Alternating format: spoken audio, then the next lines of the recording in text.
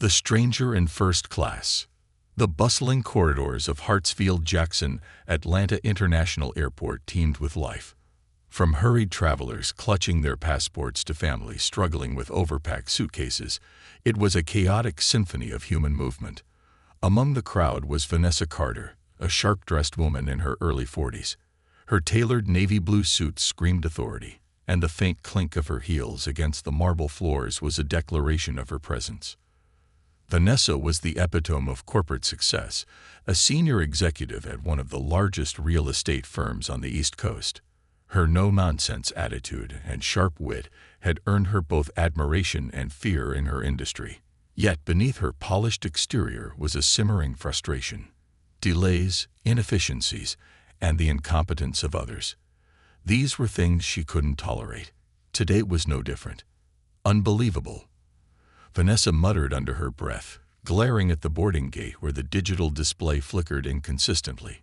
Gate C-17. Late again. Typical. In her hand was a cup of coffee from an overpriced cafe, the liquid sloshing dangerously close to the rim as she juggled her phone, boarding pass, and designer bag. Her Bluetooth headset remained firmly in place as she barked orders to an assistant. "I don't care if the report isn't finished, Alicia. Just make sure it's on my desk when I land. No excuses." Nearby, Nathaniel Rhodes, a tall, broad-shouldered black man in his late 50s, moved with an unhurried grace through the terminal. Dressed in a simple button-down shirt and comfortable slacks, he was the picture of calm in a sea of chaos. His salt and pepper hair gave him a distinguished air, and his deep-set eyes carried a warmth that drew people in.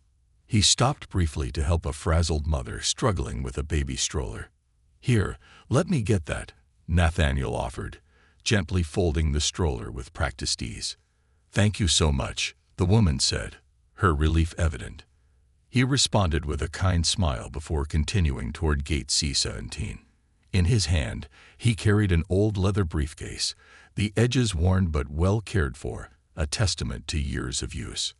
Nathaniel moved like a man who had all the time in the world, a stark contrast to Vanessa, who stormed through the terminal like a hurricane. As Vanessa approached the gate, she found herself stuck behind Nathaniel, who paused to check his phone. She let out an audible sigh of impatience. "Excuse me," she snapped, brushing past him without waiting for a response. The sharp edge of her heel caught the corner of his shoe, causing him to stumble slightly. Nathaniel glanced up, startled but unbothered. "Pardon me," he said politely, stepping aside to let her pass. Vanessa barely acknowledged him, muttering, "Some people just have no awareness." Nathaniel watched her march away, a faint smile tugging at the corners of his lips. It wasn't the first time he'd encountered someone so tightly wound, and it wouldn't be the last. On the plane, boarding began shortly after. Vanessa was one of the first to step into the first-class cabin, her seat assignment proudly displayed on her ticket. 1A. She settled in, pulling out her laptop and immediately beginning to type furiously, as if the fate of the world depended on it. She barely noticed the other passengers filing in until Nathaniel appeared at the front of the cabin. He placed his briefcase in the overhead compartment before settling into 1B, the seat right next to Vanessa. Her eyes flicked to him briefly, her expression a mixture of surprise and disdain. For a moment, she considered the possibility that he was in the wrong seat. He didn't exactly fit her image of a first-class traveler. No tailored suit, no designer luggage. Just a calm demeanor and a briefcase that had seen better days. "Excuse me," Vanessa said, her voice clipped. "Are you sure you're in the right seat?" Nathaniel looked at her, his expression neutral. "I believe so," he replied, pulling out his boarding pass. 1B, right here." Vanessa raised an eyebrow, clearly unimpressed. "Huh. Well, I guess they're letting anyone fly first class these days." Nathaniel said nothing, merely offering her a polite smile before turning to retrieve a book from his briefcase. It was an old leather-bound volume with gold lettering on the spine. He opened it and began reading, seemingly unfazed by her comment. Vanessa huffed, turning back to her laptop. But as the plane prepared for takeoff, her annoyance grew. First, Nathaniel didn't offer to help her stow her bag in the overhead compartment. Then, during the safety demonstration, his arm accidentally brushed against hers while he adjusted his seatbelt. "Do you mind?" she snapped, glaring at him. Nathaniel immediately pulled his arm back. "My apologies," he said calmly, though the faintest hint of amusement danced in his eyes. Vanessa's irritation only deepened. As the plane ascended, she leaned as far away from him as her seat would allow, scrolling through her emails with an exaggerated air of importance. Turbulence. Midway through the flight, the captain announced that they would be entering a patch of turbulence. The plane jolted suddenly, eliciting gasps from the passengers. Vanessa clutched the armrests, her knuckles white. Nathaniel, on the other hand, remained composed, closing his book and placing it neatly on his lap. He glanced at Vanessa, noticing the tension in her posture. "Breathe," he said softly, his voice steady and reassuring. "In through your nose, out through your mouth. It helps." Vanessa turned to him, her expression sharp. "I don't need advice from you." "Suit yourself," Nathaniel replied, leaning back in his seat. The turbulence worsened, and Vanessa's panic became more evident. Her breaths came in short gasps, and she gripped the armrests so tightly her rings dug into her skin. Nathaniel watched her for a moment before speaking again. "Miss, I've been flying for years. This will pass, I promise." This time, his calm demeanor seemed to cut through her anxiety. She reluctantly mimicked his breathing technique, and to her surprise, it helped. As the plane steadied, she let out a shaky laugh, the tension in her body slowly releasing. "Thanks," she muttered, unable to meet his eyes. Nathaniel nodded, his expression kind. "No trouble at all." A revelation. When the turbulence ended, Vanessa couldn't help but notice Nathaniel's voice. He returned to his book, seemingly unbothered by the chaos they'd just endured.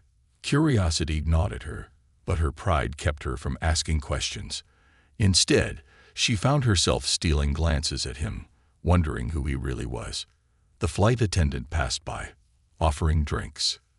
Vanessa ordered a glass of wine, while Nathaniel opted for water. As he sipped his drink, she caught sight of the book's title, The Anatomy of Success. "What's that about?" she asked, her tone more curious than confrontational. Nathaniel glanced at her, surprised by the question. "It's about finding purpose beyond material wealth," he said. "A bit of philosophy, a bit of personal reflection."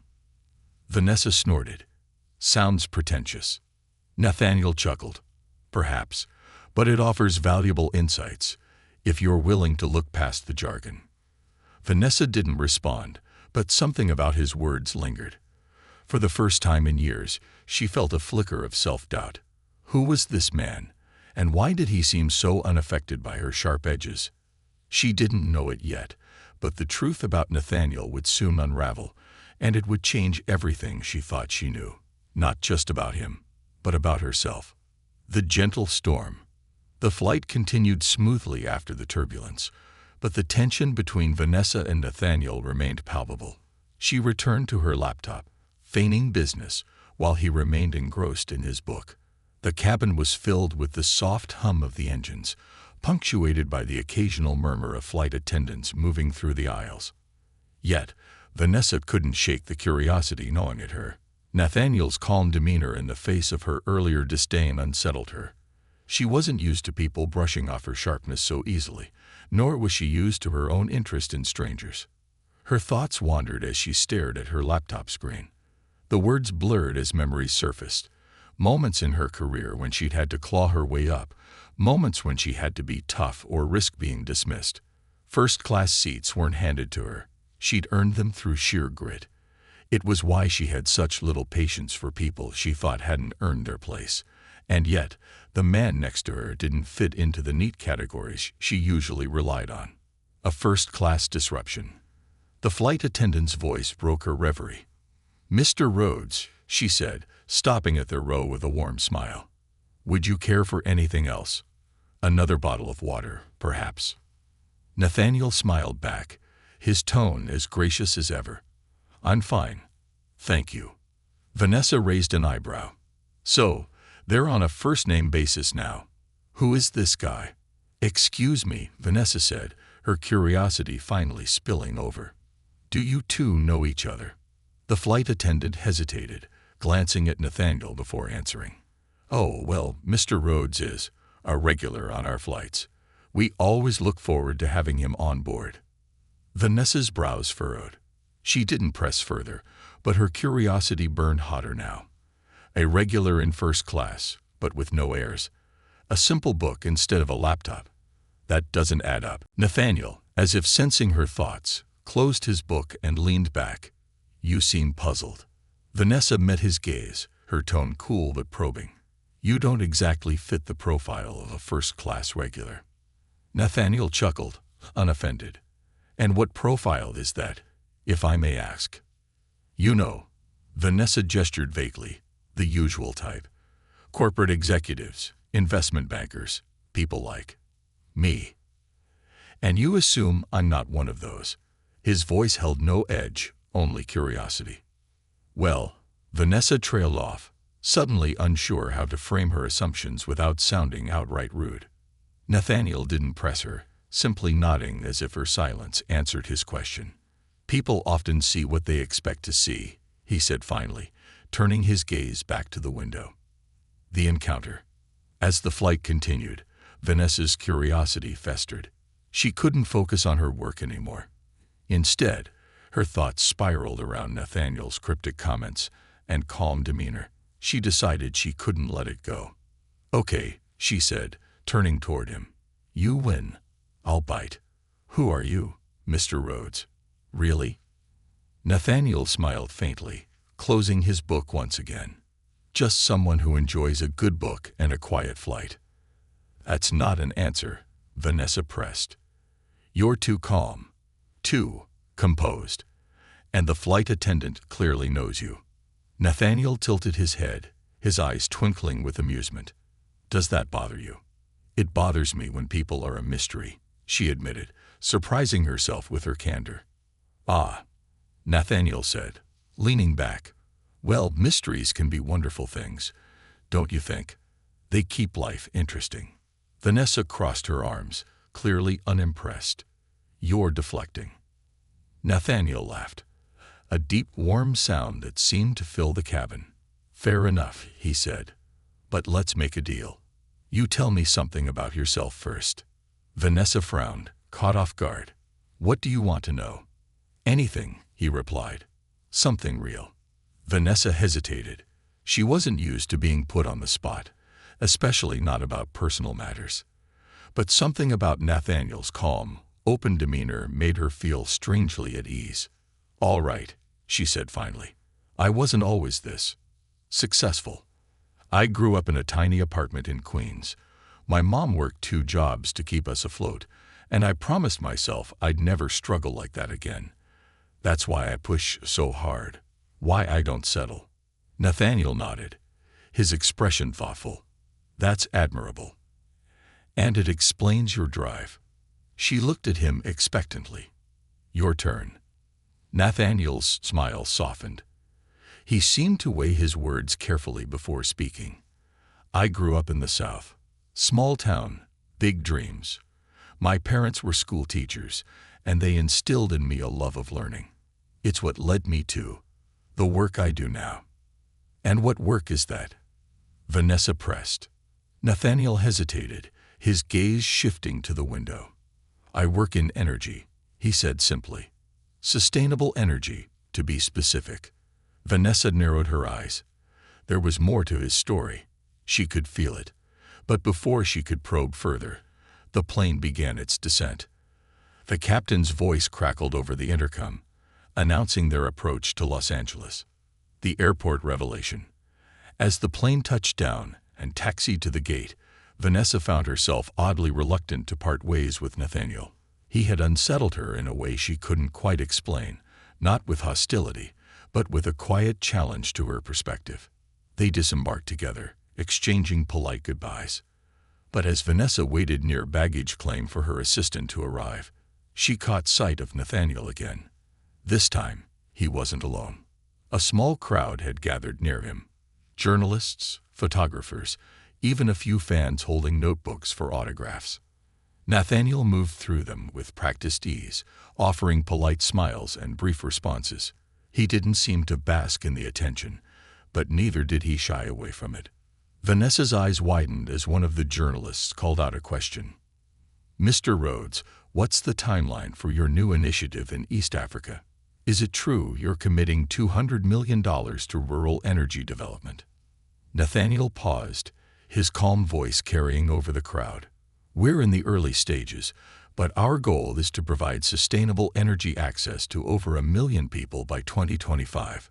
It's an ambitious timeline, but with the right partners, I believe it's achievable." Vanessa's heart raced as realization hit her like a freight train.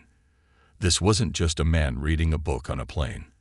This was Nathaniel Rhodes, billionaire philanthropist, and the driving force behind one of the largest renewable energy projects in the world. She watched as he shook hands with fans and journalists alike, his unassuming presence masking the weight of his influence.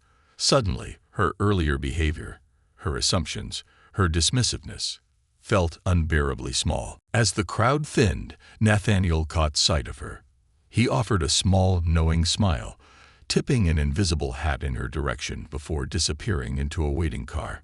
Vanessa stood rooted to the spot, her mind racing. The stranger in first class wasn't who she thought he was, and the story she just glimpsed was only the beginning. Beyond appearances, Vanessa stood in the airport terminal, her mind spinning with the revelation. Nathaniel Rhodes, a man she had dismissed as out of place in first class, was one of the most influential figures in the world of sustainable energy. The humility with which he carried himself only deepened her embarrassment. She replayed her earlier words to him, the sharp remarks, the assumptions, and felt a flush of shame rise to her cheeks. Her assistant arrived moments later, pulling Vanessa out of her thoughts. "Miss Carter, the car's ready," the young woman said cheerfully, oblivious to her boss's distracted state. Vanessa nodded curtly, following her to the sleek black SUV waiting outside. The Los Angeles air was warm and inviting, but she barely noticed. As the car moved through the bustling streets, she couldn't stop thinking about Nathaniel. There was more to him than she could have imagined, and for the first time in years, she found herself questioning her own perspective. Chance encounter. The next day, Vanessa attended a high-profile real estate conference at a luxurious downtown hotel. The event was a who's who of industry leaders, and Vanessa was in her element. She glided through the grand ballroom, exchanging pleasantries and making connections with the ease of a seasoned professional. But as she navigated the room, she caught sight of a familiar figure at the far end of the hall. Nathaniel Rhodes was there, dressed in a tailored charcoal gray suit that somehow managed to look both understated and impeccable. He stood in conversation with a small group, his calm demeanor a stark contrast to the high-energy personalities around him. Vanessa hesitated, unsure whether to approach him. She felt a mix of curiosity and trepidation. What would she even say? That she'd misjudged him? That she was fascinated by his work? Before she could decide, Nathaniel looked up and spotted her. His face broke into a warm smile, and he excused himself from his group, making his way toward her. "Ms. Carter," he said smoothly, extending a hand. "It's good to see you again." Vanessa shook his hand, feeling a bit self-conscious. "Mr. Rhodes," she replied, forcing a smile. "I didn't expect to run into you here." Nathaniel chuckled. "I could say the same, but I suppose it's not so surprising. Business and innovation often overlap." "Are you here as a speaker?"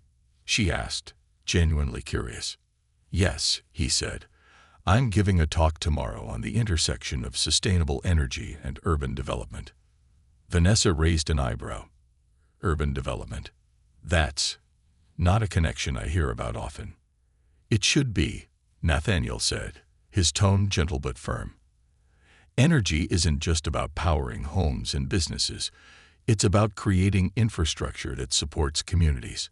The real estate industry has a huge role to play in that." Vanessa felt a flicker of defensiveness. She prided herself on her knowledge of her field, but Nathaniel's words challenged her to think beyond her usual scope. The presentation. The next day, Vanessa found herself seated in the front row of the conference's main auditorium, waiting for Nathaniel's presentation. She wasn't sure why she felt compelled to attend. Perhaps it was curiosity, or perhaps it was a desire to understand the man who had so thoroughly appended her assumptions. When Nathaniel took the stage, the room fell silent. He began his talk with a story, weaving a narrative that was both personal and universal. "When I was a boy," he said, his deep voice resonating through the hall, "I lived in a neighborhood where power outages were a regular occurrence. We didn't think much of it. It was just how things were. But as I grew older, I realized that access to reliable energy wasn't just a convenience. It was a lifeline." He went on to describe how energy infrastructure, or the lack of it, shaped the lives of millions around the world. He spoke about communities that couldn't access education or healthcare because they didn't have electricity, and how sustainable energy solutions could transform those realities. Vanessa was riveted. Nathaniel's words were powerful, not because they were flashy or dramatic, but because they were grounded in a deep sense of purpose. He spoke with the conviction of someone who had seen the problem firsthand and was committed to solving it. Toward the end of his talk, Nathaniel addressed the audience directly. "The question isn't whether we can make a difference," he said. "The question is whether we're willing to look beyond our own immediate interests to do so. The future isn't something we inherit. It's something we build." The room erupted into applause, and Vanessa found herself clapping harder than she'd intended. As Nathaniel stepped off the stage, he caught her eye and smiled, a quiet acknowledgement that didn't go unnoticed. A conversation that changed everything. Later that evening, Vanessa found Nathaniel in the hotel lounge, seated near a large window overlooking the city. He was alone, sipping a glass of water and reviewing notes on a tablet. Gathering her courage, Vanessa approached him. "Mind if I join you?" she asked. Nathaniel looked up, his expression welcoming. "Not at all." She sat down, feeling a mix of nervousness and determination. "Your presentation today, it was incredible. Eye-opening." "Thank you," Nathaniel said, setting his tablet aside. "I'm glad it resonated." "It did," Vanessa admitted. "But it also made me realize how narrow my focus has been. I'd spent so much time chasing success in my industry, I never stopped to think about the bigger picture." Nathaniel studied her for a moment before speaking. "It's not uncommon," he said. "We all get caught up in our own worlds. But the beauty of life is that it's never too late to broaden your perspective." Vanessa nodded, his words striking a chord. "You know, I owe you an apology," she said, "for how I treated you on the plane. I made assumptions about you, and I was wrong." Nathaniel's smile was kind. "Apology accepted. And for what it's worth, I've encountered worse." They laughed, the tension between them finally breaking. For the next hour, they talked about their careers, their challenges, and their visions for the future. Nathaniel shared stories of his work in rural Africa, where solar panels had brought light to villages for the first time. Vanessa, in turn, opened up about her struggles to balance ambition with authenticity. By the time they parted ways, Vanessa felt like a different person. Nathaniel's quiet wisdom had left a mark on her, challenging her to think not just about what she wanted to achieve, but about the kind of impact she wanted to leave behind. A new direction. The following week, Vanessa returned to her office in New York with a newfound sense of purpose. She began researching sustainable development and exploring ways to integrate those principles into her real estate projects. It wasn't easy. There were financial hurdles, logistical challenges, and resistance from her colleagues. But she was determined. One afternoon, as she reviewed plans for a new housing development, her assistant interrupted with a phone call. "It's Nathaniel Rhodes," the assistant said, clearly impressed. "He says it's personal." Vanessa picked up the phone, her heart racing.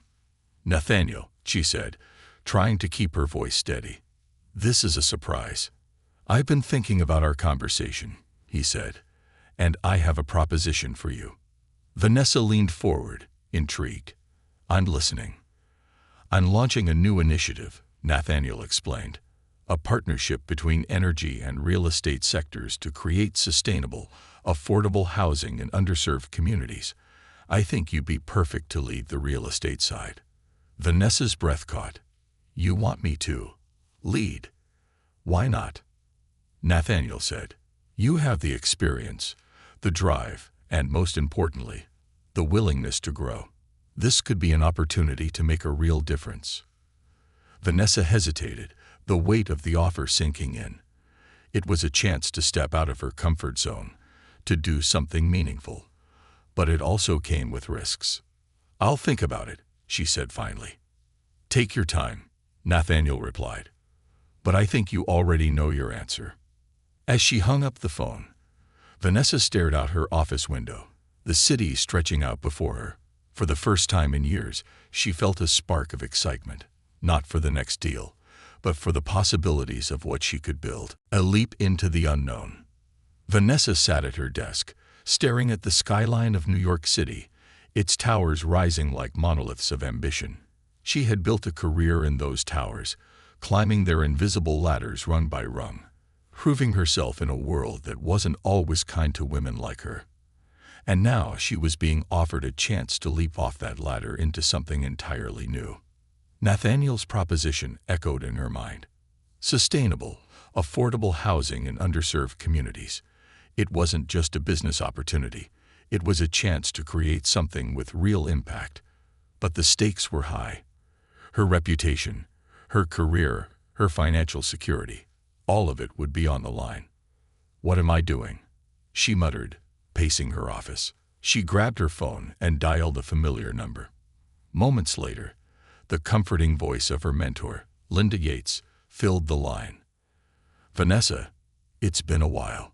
To what do I owe the pleasure?" "I need advice," Vanessa admitted. "I've been offered an opportunity, but it's unconventional, risky." Linda chuckled. "Unconventional, risky. That doesn't sound like the Vanessa Carter I know." Vanessa sighed, sitting down. "It's this partnership with Nathaniel Rhodes. You've heard of him, right?" "Of course," Linda said. "Visionary, philanthropist, quiet billionaire. What's the opportunity?" Vanessa explained the proposal, her voice tinged with both excitement and apprehension. When she finished, Linda was silent for a moment. "You're scared," Linda said finally. "That's good. It means this matters to you." "I'm scared I'll fail," Vanessa admitted. "You've built skyscrapers," Linda said firmly. "You've negotiated deals that no one else could close. What makes you think you can't build this?" Vanessa was quiet, Linda's words settling over her like a warm blanket. "Here's the thing," Linda continued. "The world doesn't need more skyscrapers. It needs people willing to build something that lasts, something meaningful. If that's what you want, Vanessa, then take the leap." Vanessa hung up the phone feeling lighter, though the knot in her stomach hadn't entirely disappeared. She turned her chair to face the cityscape once more. What kind of legacy do I want to leave? A decision made. The next morning, Vanessa called Nathaniel. "I'm in," she said, her voice steady. Nathaniel's response was immediate, and she could hear the smile in his voice. "I had a feeling you'd say that. Welcome aboard." They spent the next hour discussing the details of the initiative. Nathaniel explained that the project would focus on areas with the greatest need, communities where affordable housing and sustainable energy could create generational change. The first pilot site would be in a small town in the Midwest, an area devastated by economic decline and environmental neglect. "It won't be easy," Nathaniel said. "The infrastructure is outdated, the local government is resistant to change, and the budget is tight."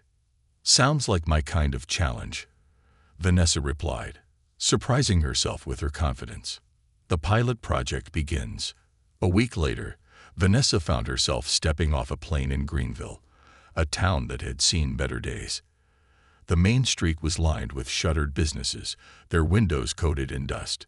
The air was thick with the smell of industry long gone, and the faces of the people reflected years of struggle. Nathaniel was already there, waiting for her with his usual calm demeanor. He extended a hand to help her with her bag. "Welcome to Greenville," he said. "It's different," Vanessa said, taking in her surroundings. "But I can see the potential." "That's the spirit," Nathaniel said with a grin. "Let me show you what we're working with." They toured the proposed site, a sprawling lot on the edge of town where abandoned factories loomed like ghosts of a forgotten era. Nathaniel explained the plan. A mix of affordable housing units powered by solar panels, with shared green spaces, and a community center designed to foster connection and growth. "We'll start small," he said, 20 units to begin with. "If it works, we'll expand." Vanessa nodded, already envisioning the possibilities. "What about the community? Are they on board?" "Some are," Nathaniel admitted. "But there's resistance. People here have been let down before. Empty promises, failed projects. Earning their trust will be the hardest part." Vanessa squared her shoulders. "Then we'll earn it." Building trust. Over the next few weeks, Vanessa threw herself into the project. She met with local leaders, held town hall meetings, and listened to the concerns of residents. It wasn't easy. Many were skeptical, and some were outright hostile.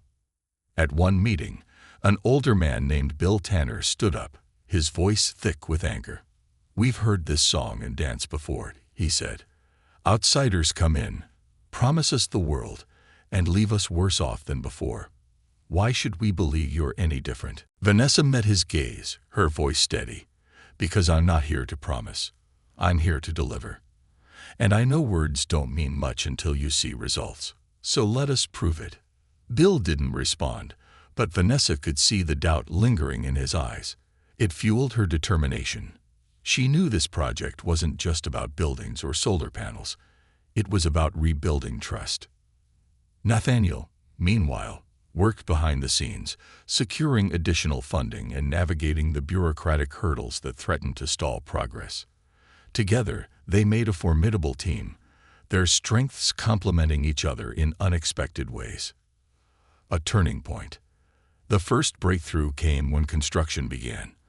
As the skeletal frames of the housing units rose against the horizon, the community started to take notice. Local workers were hired for the project, injecting much-needed jobs into the economy. Families began to gather at the site, watching as the vision they'd been promised slowly came to life. One afternoon, Vanessa noticed Bill Tanner standing at the edge of the site, his arms crossed as he watched the workers. She approached him cautiously. "Mr. Tanner," she said, "what do you think?" He didn't look at her right away. "It's a start," he said gruffly. "But a start don't mean much if you can't finish." "We'll finish," Vanessa said firmly. "And when we do, I hope you'll let us show you what's possible." Bill turned to her then, his expression softer than she'd expected. "I'll hold you to that." A growing partnership. As the project progressed, so did the partnership between Vanessa and Nathaniel. Their late-night strategy sessions often turned into philosophical discussions about purpose and legacy. Nathaniel shared stories of his travels. Villages in Africa, where children danced under newly installed streetlights, remote towns in India, where solar panels had transformed lives. Vanessa, in turn, opened up about her journey. She talked about the sacrifices her mother had made, the barriers she'd faced as a woman in a male-dominated industry, and the realization that success wasn't enough if it didn't leave a positive impact. One evening, as they stood on the site watching the sunset, Nathaniel turned to her. "You've changed," he said. Vanessa raised an eyebrow. "I hope that's a compliment." "It is," he said with a smile. "When we first met, you seemed guarded. But now, I see someone who's not just chasing success, but chasing meaning." Vanessa felt a warmth rise in her chest. "I guess I have you to thank for that," she said. "You showed me a different way to look at things." Nathaniel chuckled. "You figured it out yourself. I just gave you a nudge." The unveiling. Months later, the pilot project was complete, The day of the grand opening dawned bright and clear, and the town of Greenville gathered to celebrate. Children ran through the green spaces, their laughter filling the air, while families explored the new homes with awe and excitement. Vanessa stood beside Nathaniel as the ribbon was cut, her heart swelling with pride. For the first time in her career, she felt like she was part of something truly transformative. As she looked out at the crowd, she spotted Bill Tanner standing with his family. He caught her eye and gave her a small nod, a gesture that meant more to her than any words could. Nathaniel leaned in, his voice low. "This is just the beginning, you know." Vanessa smiled, her gaze fixed on the future. "I wouldn't have it any other way." When the world pushes back, the pilot project's success in Greenville was more than Vanessa and Nathaniel could have hoped for. The energy-efficient homes and revitalized community spaces had not only lifted the spirits of the town, but also gained attention from national media. Articles with titles like "Rebuilding Trust," "How Sustainable Housing Transformed Greenville" flooded news outlets, bringing their initiative into the spotlight. But with visibility came challenges. As the saying goes, no good deed goes unpunished. The shadow of resistance. 2 months after the ribbon-cutting ceremony, Vanessa sat in a bustling cafe in downtown New York, poring over reports. The numbers were promising. Energy savings were exceeding projections, and the housing units had a 100% occupancy rate. Yet, her phone buzzed with constant notifications, emails, news alerts, and a string of unsettling messages from the team on the ground. Nathaniel arrived, his calm presence grounding as always. He slid into the seat across from her, placing his own tablet on the table. "Let me guess," he said with a knowing smile. "Another opposition group forming." Vanessa sighed, leaning back in her chair. "It's worse. Local developers are pushing back hard. They're claiming our project undercuts the market and disrupts their business model." Nathaniel nodded thoughtfully. "It's not unexpected. When you challenge the status quo fights back." "This isn't just fighting back," Vanessa said, showing him an email on her phone. "They've started a campaign, accusing us of exploiting the community for PR and undermining local businesses. They're calling it a vanity project." Nathaniel's jaw tightened, and I assume they conveniently ignore the part where we brought jobs and resources to Greenville. "Of course," Vanessa said bitterly. "They're framing us as outsiders with no real investment in the town's future." Nathaniel leaned forward, his voice steady. "Then we need to show them they're wrong. Let's go back to Greenville." Vanessa's eyes widened. "You want to go back? With all this happening?" "Exactly because all this is happening," Nathaniel replied. "We need to be on the ground, talking to people face to face. That's how we earned their trust in the first place, and it's how we'll keep it." Vanessa hesitated, then nodded. "Okay, let's do it." Returning to Greenville. When Vanessa and Nathaniel returned to Greenville, the atmosphere was noticeably different. While many residents greeted them warmly, others seemed wary, their expressions guarded.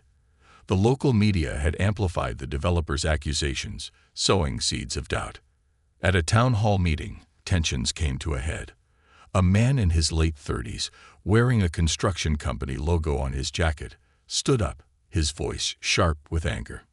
"You come in here with your fancy ideas and make us look like we can't take care of our own town," he said, pointing a finger at Nathaniel.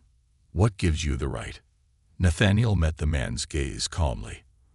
"I understand your frustration," he said, "but this isn't about making anyone look bad.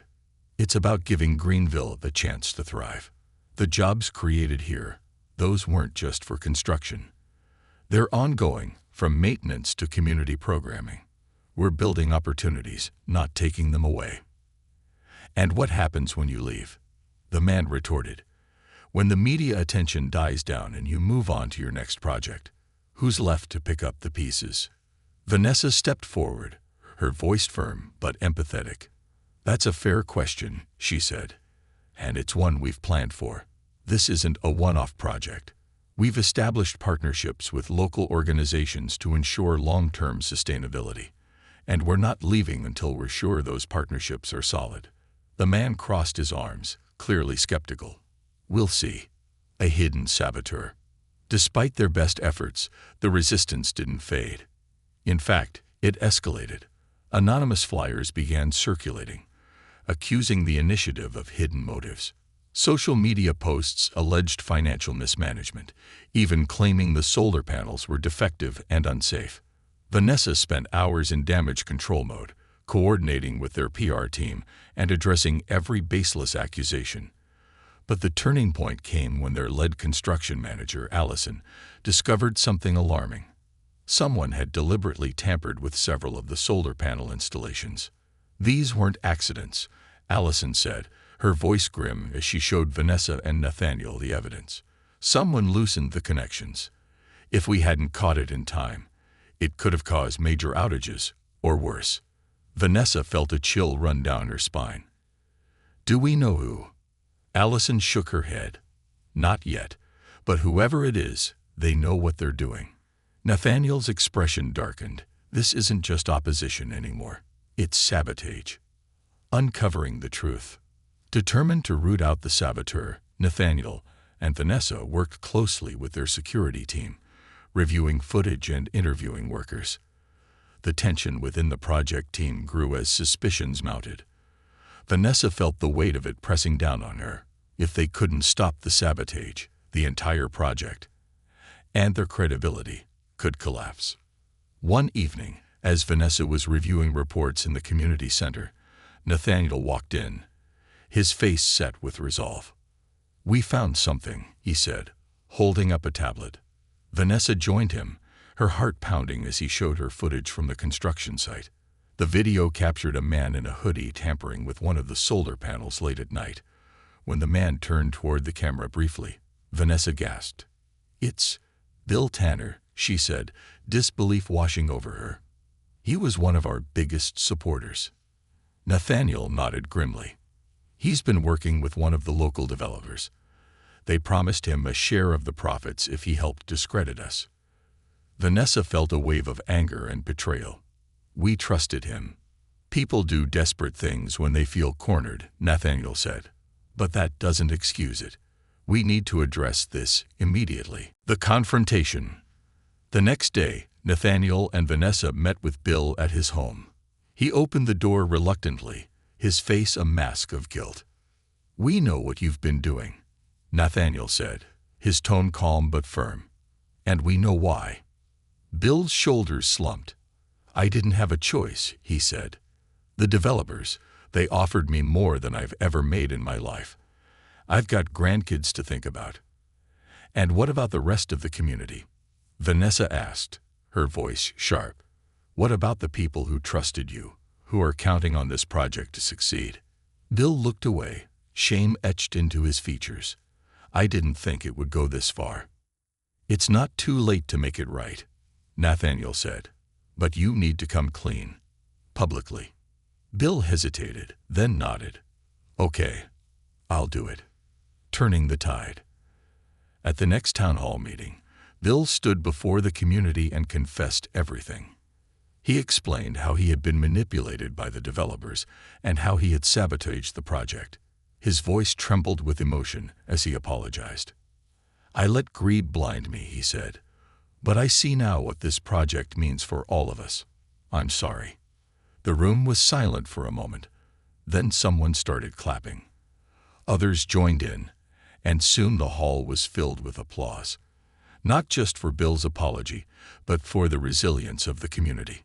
After the meeting, Nathaniel and Vanessa stood outside, watching as the residents began to rally around the project once again. "We're not just building homes," Vanessa said, her voice filled with conviction. "We're building trust." Nathaniel smiled. "And that's the hardest, and most important, foundation to lay.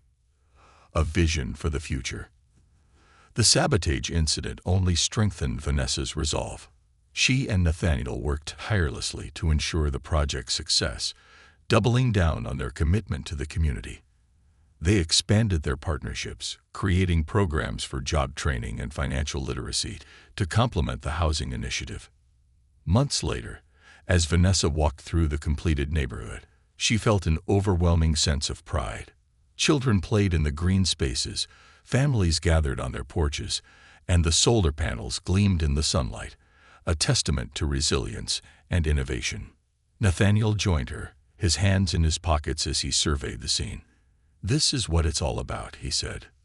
Vanessa nodded. "And it's just the beginning." The ripple effect. The days following Bill Tanner's public confession were transformative for Greenville.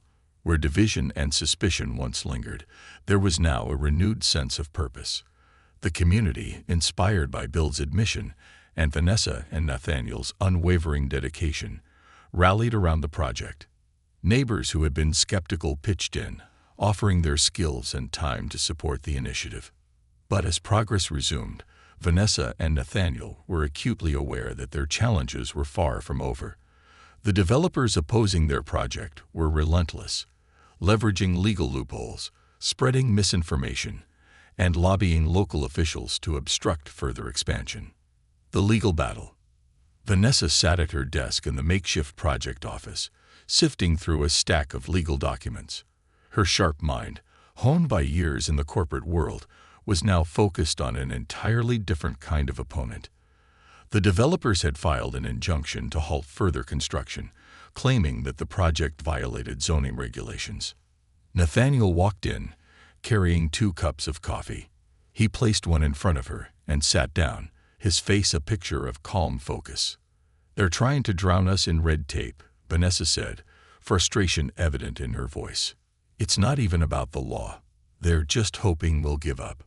Nathaniel took a sip of his coffee before replying. "Then we won't give up. Let's fight them on their own turf." Vanessa looked at him, her determination reigniting. "I'll reach out to my legal contacts in New York. We need experts who can navigate this mess." Nathaniel nodded. "And I'll meet with the town council. We need the community on our side more than ever." Galvanizing the community. The next evening, Vanessa and Nathaniel hosted a town hall meeting to address the growing legal challenges. The community center was packed, the air buzzing with anticipation and concern. Vanessa took the stage first, her voice steady and resolute. "We're not just fighting for this project," she said. "We're fighting for what it represents, a future where communities like Greenville don't just survive, they thrive. But we can't do it without your support." Nathaniel stepped forward, his tone warm but commanding. "This project isn't about outsiders coming in to fix things. It's about all of us working together to create something that lasts. If we stand united, no legal battle or smear campaign can stop us." The crowd erupted into applause, their energy palpable. People began to volunteer their time, resources, and expertise. A retired lawyer offered to assist with the legal defense, a local carpenter pledged to help with construction, and a group of high school students started a social media campaign to counter the misinformation. A tense negotiation. As the legal proceedings intensified, Vanessa and Nathaniel found themselves sitting across from the developers' representatives in a tense negotiation. The conference room was stark, the atmosphere charged. The developer's lead attorney, a polished man with a cold demeanor, leaned forward. "Let's cut to the chase. You drop the project, and we'll make this go away. No lawsuits, no bad press. Everyone walks away clean." Vanessa bristled, but kept her voice measured. "We're not interested in walking away." The attorney smirked. "You're fighting a losing battle. The legal costs alone will bury you." Nathaniel, who had been silent until now, leaned forward. "And what happens if we win? Because we're not just fighting for this project. We're fighting to set a precedent. And when we win, every community like Greenville will know it's possible to stand up to developers like you." The attorney's smirk faltered, and Vanessa seized the moment. "We're not backing down," she said firmly. "So unless you're ready to negotiate in good faith, this conversation is over." A small victory.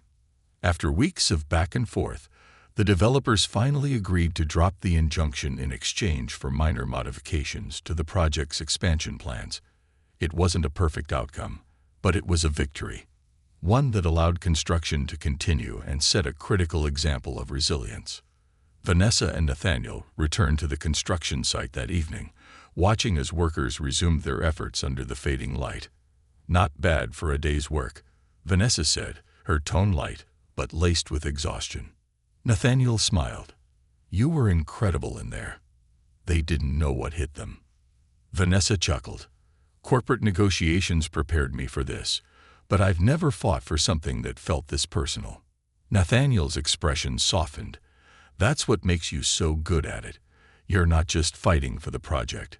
You're fighting for the people it represents." The ripple effect. As the project neared completion, the impact of their work became more evident. Local businesses began to reopen, buoyed by the influx of workers and renewed community spirit. The school reported higher attendance rates, and families who had left Greenville began to return. One afternoon, Vanessa visited the community center, where a group of children was learning about renewable energy. The sight of their eager faces filled her with pride. "Miss Carter," a young boy called out, running up to her with a model of a solar panel. "Look what I made." Vanessa knelt to examine the model, her heart swelling. "This is amazing," she said. "You're going to be a great engineer one day." The boy beamed, and Vanessa realized that this moment, more than any skyscraper she'd ever helped build, was her greatest achievement. A partnership solidified. That evening, Vanessa and Nathaniel sat on the porch of one of the new homes, watching the sunset. The air was warm, the sky painted with hues of orange and pink. "We did it," Vanessa said, her voice tinged with disbelief. Nathaniel nodded. "We did. But this is just the beginning." Vanessa turned to him, her expression thoughtful. "I've been thinking about that. What if we replicate this model? Take what we've learned here and bring it to other communities?" Nathaniel smiled, his eyes gleaming with possibility. "That's exactly what I was hoping you'd say." Vanessa laughed softly. "You really do have a way of nudging people toward the right path." "I prefer to think of it as helping people see what they're already capable of," Nathaniel said. They sat in companionable silence, the weight of their journey lifting as they looked toward the future. Greenville wasn't just a project. It was a foundation for something much bigger. Together, they had built more than homes. They had built hope. Scaling the dream. The project in Greenville was, without a doubt, a success. The community was thriving, and the ripple effect of their work had begun to extend beyond the small town. As the energy-efficient homes flourished, so did the people who inhabited them, families, children, and local businesses. The dream they had once set in motion had now become a beacon of hope for other struggling communities across the country. But while the project was still a work in progress, Vanessa and Nathaniel knew that their next move would determine the future of the initiative. Their phone lines buzzed constantly with inquiries from other towns, eager to replicate the model. Local governments, nonprofits, and even international organizations were now looking to them for guidance. It was no longer a question of if they could scale their success. It was about how fast they could do it. And with that success came new challenges. Challenges that tested not only their resolve, but the very foundation of what they were trying to build. The new challenge. One day, Vanessa sat at her desk in the newly established Sustainable Housing Initiative headquarters in New York City. The office was sleek, the floor-to-ceiling windows giving her an unobstructed view of the skyline. But despite the high-rise views, she couldn't shake the unease gnawing at her. Her phone buzzed again, this time with an email from a community in Fayetteville, a small town in the Appalachian foothills. They were asking for guidance on creating affordable housing, citing their economic struggles and outdated infrastructure. As Vanessa read through the email, she couldn't help but notice the tone of urgency. Fayetteville had been struggling for years with widespread poverty and a lack of resources. The situation seemed bleak, but the town's leaders were willing to partner with them to bring about change. She turned to Nathaniel, who had just walked into her office. He paused, glancing at the email on her screen. "Fayetteville," he said thoughtfully. "Sounds like a perfect fit for our model." Vanessa sighed, her fingers tapping anxiously on the desk. "It's not going to be easy. Fayetteville's a different kind of challenge. They don't have the resources that Greenville did, and the landscape is much more rugged." Nathaniel nodded, understanding. "But that's exactly why we're here. We're not just building homes, Vanessa. We're building opportunities, and if we can make it work in Fayetteville, it'll be a game changer for communities like it." Vanessa leaned back in her chair, staring out at the city. The weight of their mission was growing heavier, but she couldn't deny the pull to take on the next challenge. This wasn't just about building housing. It was about creating something that could redefine how society approached poverty, sustainability, and opportunity. "I'm in," she said finally. "Let's make it happen." The Fayetteville Plan. Weeks later, Vanessa and Nathaniel were driving through the narrow mountain roads leading to Fayetteville. The town was nestled in the heart of the Appalachian Mountains, a region rich in natural beauty, but ravaged by economic decline. The small houses along the roadside were dilapidated, their once proud facades now weathered and worn. As they arrived at the town hall for their first meeting with local leaders, Vanessa could feel the weight of history pressing on her. This wasn't just about infrastructure, it was about restoring pride to a community that had been forgotten by much of the world. Inside the town hall, a dozen residents sat around a long wooden table. Most were in their 50s or older, their faces lined with years of hardship. The mayor, Betty Lee, a wiry woman with salt and pepper hair, stood to greet them. She extended her hand to Nathaniel first, then to Vanessa. "We've heard a lot about what you've done in Greenville," Mayor Lee said, her voice steady, but filled with an underlying urgency.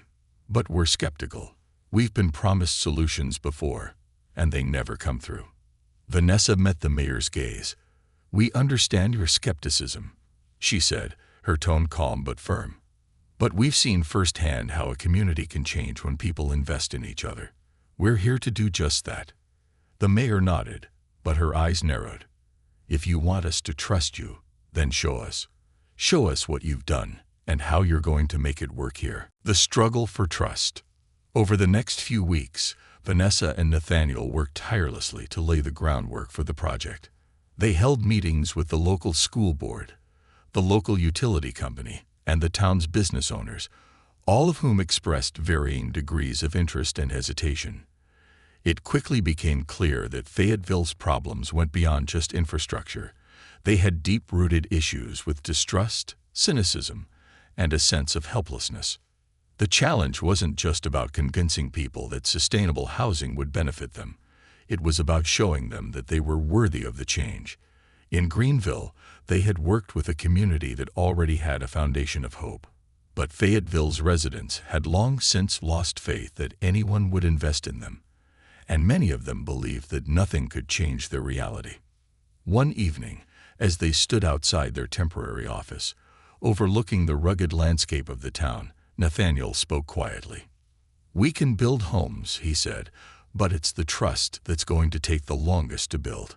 Vanessa watched as the last rays of sunlight filtered through the trees.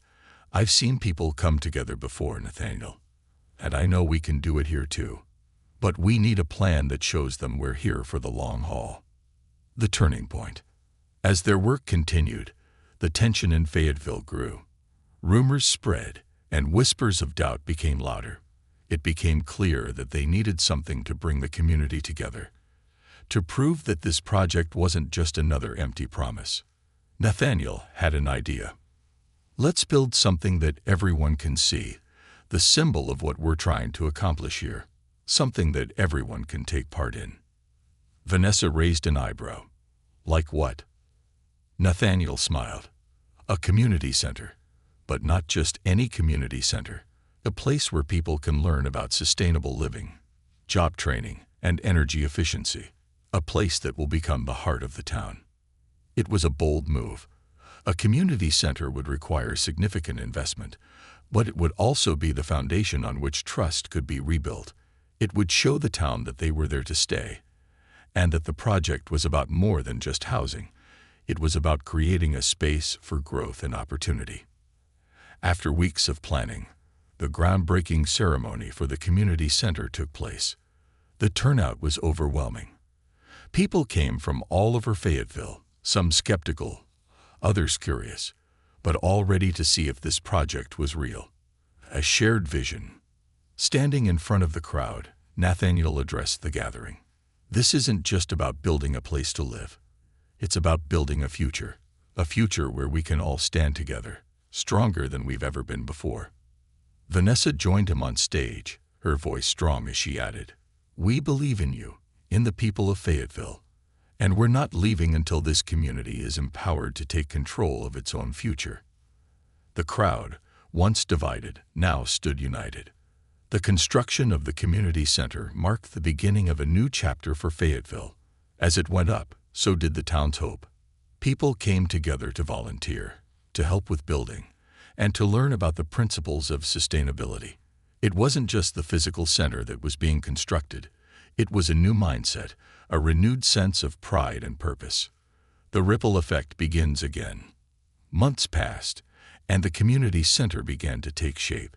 As it neared completion, the first homes built under the new project were also finished. Families moved in, and the once skeptical residents of Fayetteville began to see tangible results. The local economy began to improve, with new businesses opening in response to the influx of workers and the growing interest in sustainable living. Vanessa and Nathaniel stood outside the first completed home, looking out over the town as the sun set once more. The road ahead was still long, but they could see the fruits of their labor beginning to blossom. "We did it," Vanessa said quietly, her voice filled with pride. Nathaniel smiled, his gaze fixed on the horizon. "We're just getting started." The ripple effect. As the community center in Fayetteville took shape, so did the growing sense of unity among the residents. What began as a small project aimed at providing energy-efficient homes had become a movement, a force that was uniting not only the people of Fayetteville, but also the surrounding regions. As Vanessa and Nathaniel worked tirelessly alongside local residents, they began to realize that the challenge wasn't just about creating physical infrastructure, it was about giving people a stake in their own future. But the fight was far from over. The success of the community center and the new homes drew more attention, both good and bad. While many were impressed by the tangible results, some still couldn't let go of their skepticism. It seemed that as their initiative grew, so did the opposition. A growing threat. 2 months into the project's implementation in Fayetteville, the developers who had been actively opposed to the sustainable housing model reached out to local government officials with a more aggressive strategy. A new coalition, calling itself the Future of Fayetteville, was formed, focusing on restoring the town to its former glory by promoting traditional development plans. The group's leaders were well-funded and well-connected, pulling strings in local politics to stymie Nathaniel and Vanessa's efforts. The group pushed for the removal of zoning rights for future expansion, and the pressure on the town council was mounting. Vanessa and Nathaniel were aware of the threat and knew that, if they didn't act fast, it could undo everything they'd worked for. They had to show the town council and the residents that their vision was the future, not a fleeting trend. They called for another town hall, but this time they had to take a different approach. The strategic move. On the evening of the town hall, the room was packed. The air buzzed with tension. Nathaniel and Vanessa had done their best to galvanize the community, reaching out to the new homeowners, business owners, and even skeptics who had remained silent for so long. Their collective message was simple. This project was more than homes. It was about reshaping Fayetteville's future, starting now. As the meeting began, Nathaniel and Vanessa took their positions at the front of the room. But this time, there was something different about their approach. They knew they couldn't just stand and talk. They had to bring the community into the conversation. As the town hall opened, Vanessa immediately introduced a video that had been created by the local children, a video documenting the lives that had been transformed by the Sustainable Housing Initiative. It was a deeply personal, emotional story, showing the impact of the new homes, the community center, and the opportunities that had emerged. The room fell silent as the video played. Families, children, and local leaders spoke of how their lives had changed for the better, how they now had access to green spaces, education, and jobs they hadn't thought possible. The video concluded with the children holding up signs that read, "Together, we can make Fayetteville the future we deserve." Vanessa spoke next, her voice unwavering. "Fayetteville, this is your home. This project isn't about outsiders or handouts. It's about giving this town the opportunity to shape its future. No one knows this community like you do. Together, we've already shown that change is possible. What we're building here is sustainable.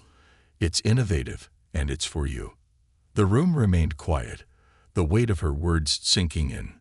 Slowly, one by one, the residents began to nod, some wiping away tears, others leaning in to share thoughts with their neighbors. Nathaniel stepped forward.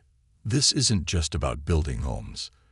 It's about giving the next generation a chance to grow up in a place that doesn't just survive, but thrives." He paused, meeting the eyes of the people in the room.